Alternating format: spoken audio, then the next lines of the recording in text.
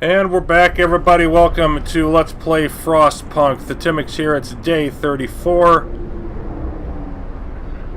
And continuing our progress with the Great Frost approaching and scouts trying to get as much done as they can before it shows up.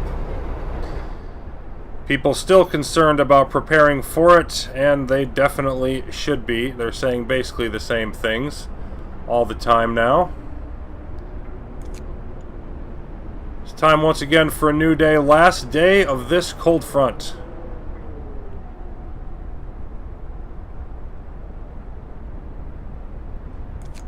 Okay, the scouts have almost arrived, and it looks like... Yeah, I mean, they're... it looks like it's still right on top of them, but they're staying just ahead of it for now. Will they stay ahead of it? Ah, stop. Don't go that far.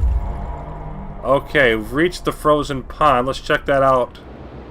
A distinct spot in Frostland. We can use it as a waypoint for further exploration. Well, isn't that important?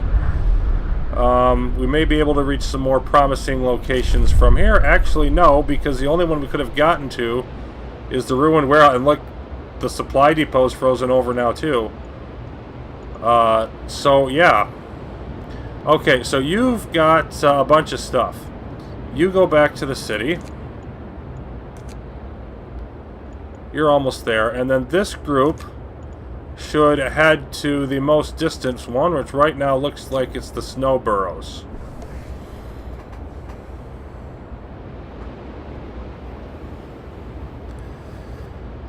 So we'll have to see about that, see what we can do in that direction.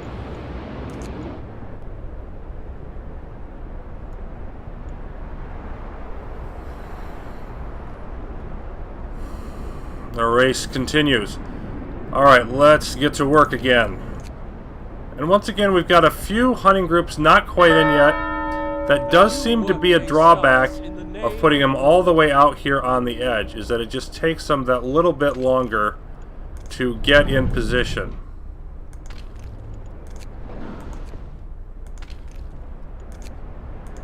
Of course, again, with the amount of labor we have, that's not a huge deal. But it is better if they're a little bit closer to city center. Flying Hunter's Gear research completed. And now it is finally time to get the stereoscopic lenses.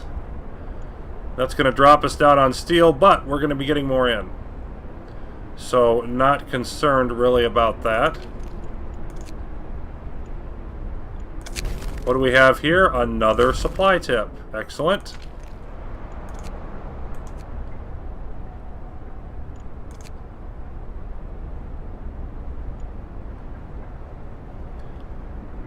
And let's cook away. Get the few people we have left to work. I still don't see there's anything else I need to build.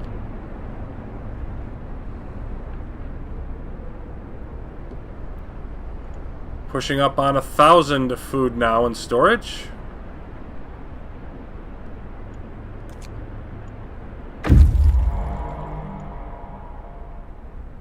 And we have scouts that have returned safely to the city, bringing much needed supplies. They can head out there.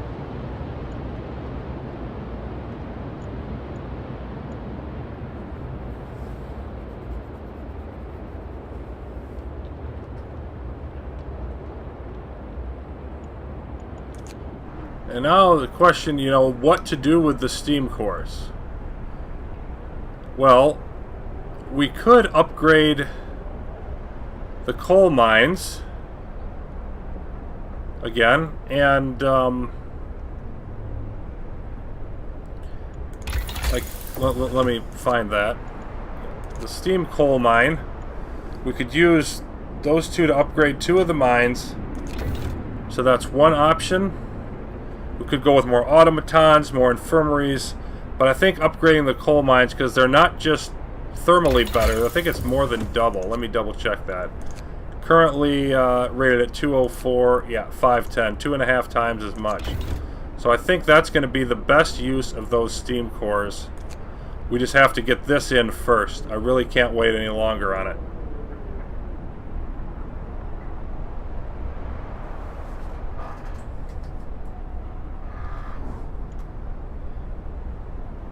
And yeah, I don't think I want to do any building. These are all now long distance traveling.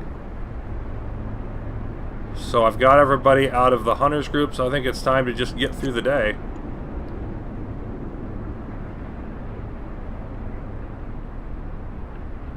And this being such a long research item, I don't think we're gonna even complete it today.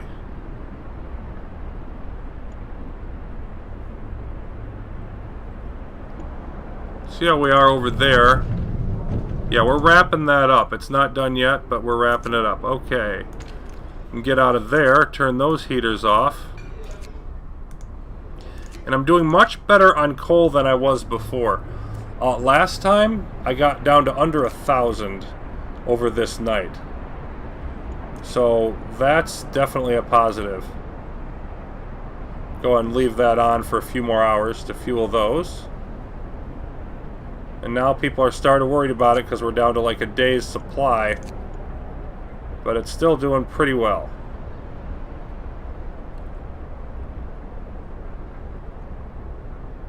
And we're going to get most of the way done with this, but we're going to have to finish it up tomorrow. Hopefully that'll be soon enough.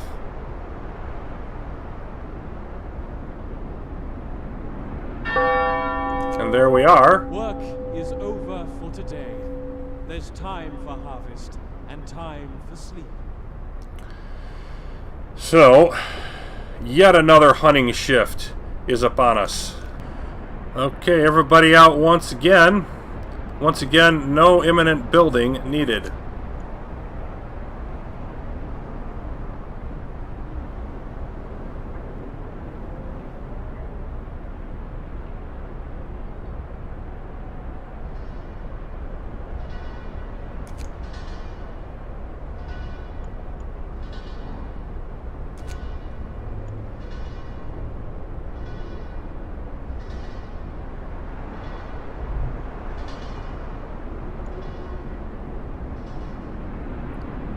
And not a whole lot going on tonight, but we can knock out the infirmaries. Could have done some of that earlier. Let's save even more coal. Still dropping down below 2,000.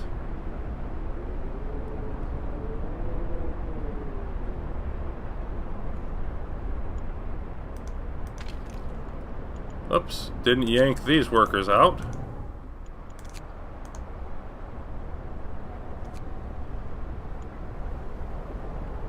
And now we're starting to get some more sick in.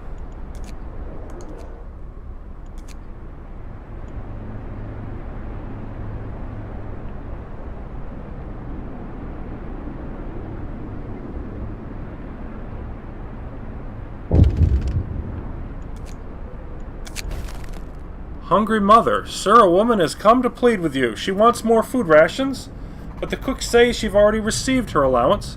I beg you, Captain, the woman says with a trembling voice. Your men mean well, but they must have made a mistake. I need 2 rations, one for me and one for my sick child, please. Won't bend the rules, hope will fall slightly, or give her 2 food rations and discontent will rise. We can afford 2 food rations. It's possible we made a mistake.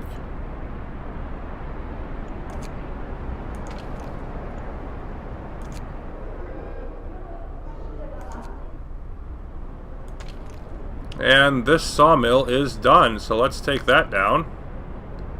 And we're going to move the automaton over here, which is the one that has the most left.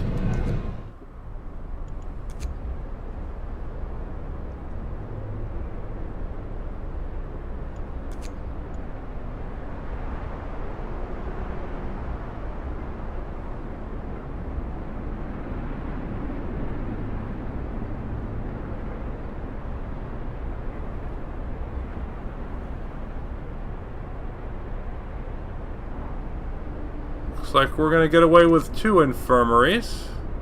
And there we are, just reaching the ice crevasse just at the break. We found the dying people Nansen's refugees told us about. They're sheltering in an ice crevasse. More survivors. On the verge of death. These people are on their last legs. Despite taking shelter in an ice crevasse, many of them still suffer from heavy frostbite and hypothermia. We can help them if we act quickly and bring them to our city. They can't stand on their own, and some can hardly speak. So we can leave them to their fate, or nope, we're bringing them. We're bringing them. But we've got more stuff. Got another camp off this way. And, well, and we've got a bunch of valuable resources here, but we really need to redirect them to handle that, just because the storm's coming. We can bring all the resources back once we take care of everything. So, yeah, bringing those 18 people in. Now let's see how we're doing with children. 125. Those kids shouldn't stress our child shelters. We should still be fine on those. That's at least what I'm going to ride with. So that's day 34. It's about to warm up. And we have even more people coming in. Apparently 600 is not enough. So that'll be up next time. Thanks for watching.